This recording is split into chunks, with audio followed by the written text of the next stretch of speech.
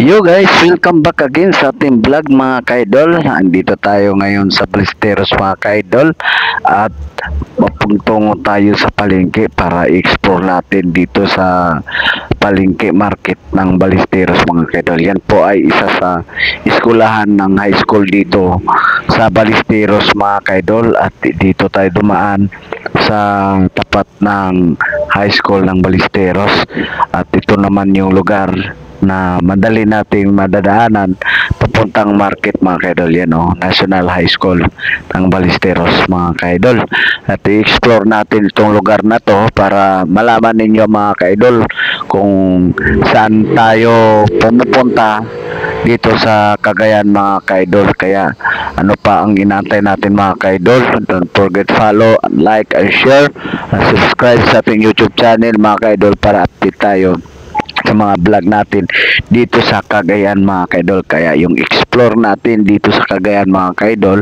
na gamit ang ating motorcycle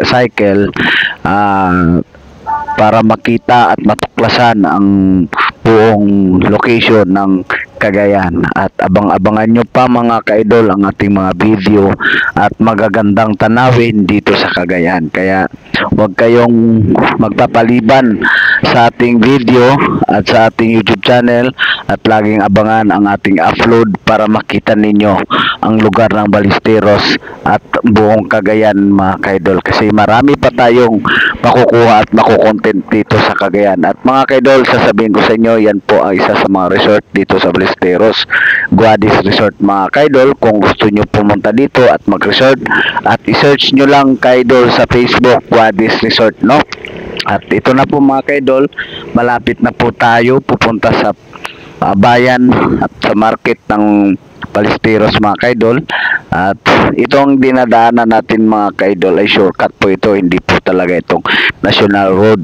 At dumaan tayo dito sa Barangay Road para diretso na po tayo sa market mga kaidol. Ilang kilometro na lang mga kaidol, malapit na tayo sa Biwok, sa seaside mga kaidol. Pero dito tayo dumaan sa gilid ng sport complex mga kaidol. At ngayon mga kaidol, andito na tayo sa palengke para i-explore natin kung ano ang mayroon dito sa palengke mga kaidol. Ayan mga kaidol, nakikita nyo maraming isda at nakikita nyo mga kaidol, napakagandang isda dito.